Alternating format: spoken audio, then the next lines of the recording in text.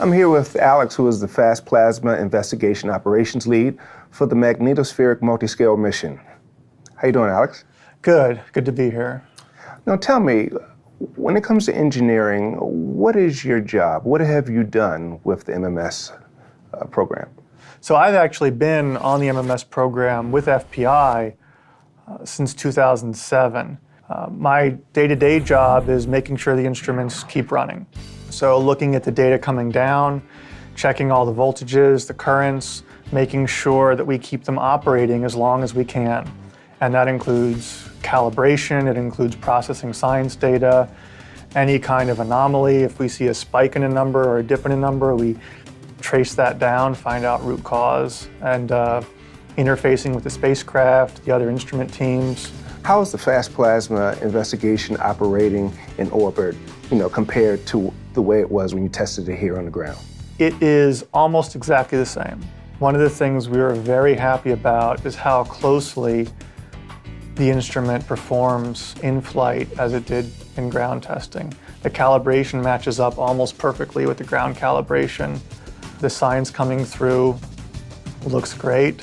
We did an unprecedented amount of simulation, testing, everything we could on the ground to ensure that we'd have a good run in flight, and so far that's been the case. While the spacecraft are flying, you're trying to take a picture in time of what's happening. How do you do that and keep those spacecraft calibrated to do it the way you want it? This is one of the hardest things that FPI has to do. So previous plasma measurements have done what we call a spin-integrated measurement. So it's like if you have a camera and you do a panoramic where you just slide the camera around like this, and as you spin around, you slowly take the entire image. And that takes 5 seconds.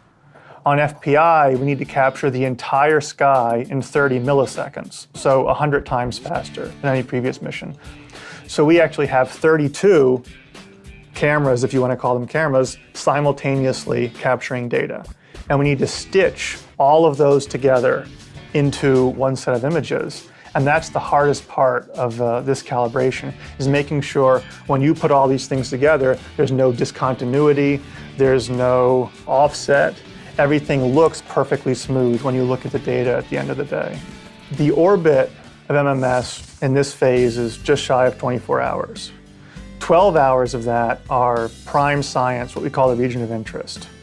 Another few hours are in the radiation belt where we're low voltage, but several hours of that orbit are actually devoted to calibration. So we have several different calibration activities we do, and each one looks at a different thing. So we have one calibration that makes sure the voltages are set properly.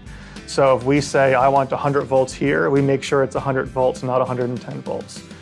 Another one of those looks at making sure we pull out only signal and not noise. So filtering out the chatter and keeping the good science.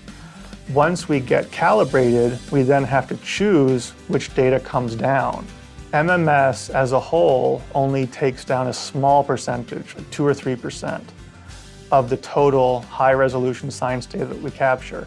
And that's just a function of, as I mentioned, we're measuring so fast, and the antenna can only bring so much down. So we have to choose which data is the most scientifically valuable and prioritize what gets pulled down and what gets left.